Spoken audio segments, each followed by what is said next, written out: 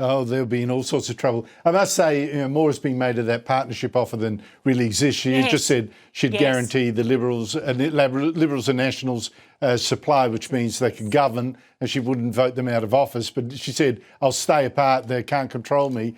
So, but all that's pie in the sky at the moment. It's 2 years away. We shall see.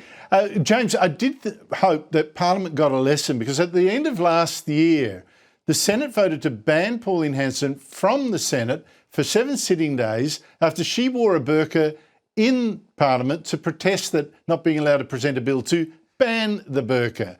Well, James, despite that attempt to punish her and muzzle her, like so many other attempts to do the same, one attempt to, in fact, jail her, again, backfire. Her vote just exploded, and today she returned to the Senate with a grateful bow or curtsy, thanking them. What does this tell you? Well, she's certainly got her swagger on, doesn't she? The burqa's gone, but the swagger, she has well and truly got it on.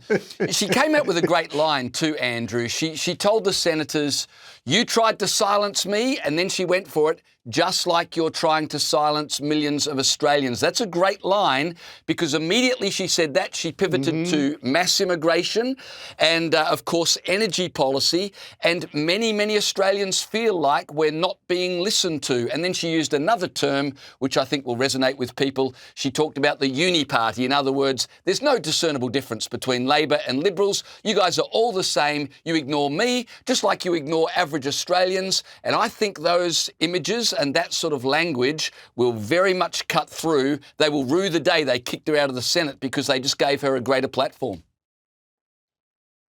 Yeah, and I think for a lot of people it was like, I feel frozen out of the whole political atmosphere. And when what they're doing to her, they're doing to me, they're silencing me. Yep. But which brings me to a point that you touched on, Christy. John Howard, when he saw off that first One Nation challenge, he did it largely by cracking down on immigration, on the boats and all that, we will decide and all that kind of stuff. He did what we're told, what modern Liberals say we mustn't do, lurch to the right. He did it and valorised the Howard battlers, and he did it, it worked. So isn't that the way to go? Don't scream at her, don't scream at her supporters. How about offering better policies? Well, that is the nub of the issue, isn't it, Andrew and James? The Liberal Party needs to offer better policies. And I know that many people don't agree with me, but 60-70% of Australians vote in the centre. Right now, they're voting centre-left. They don't realise they're voting progressive left. They think they're voting centre-left.